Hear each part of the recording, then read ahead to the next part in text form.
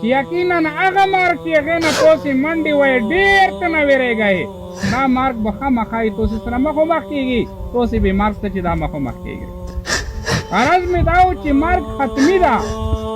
خو چې کله چاته مرګ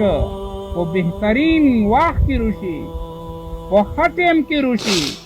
او د انسان ته الله د اعمالو صالحو توفیق ورکړی په صحت کې ژوند کې الله جل جلاله عبادت کړی وي داسې مرګ ته خفګان نه ده پکار داسې مرګ دا د خوشحالۍ خبره ده داسې مرګ د دې کاس دپاره چې دا هغه د کامیابۍ خبره ده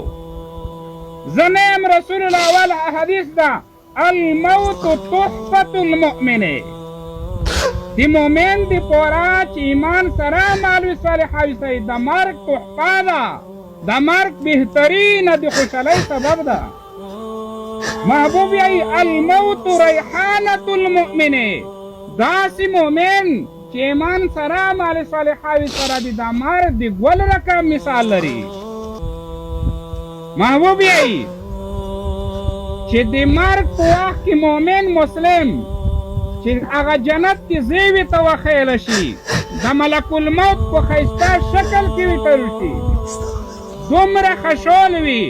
دومره خوښ وي چې د آدم علیه السلام نه تر آخر زمانې پورې د دنیا ټولې خوشحالۍ و طرف ته که دغه مؤمن ډېر په دې وخت کې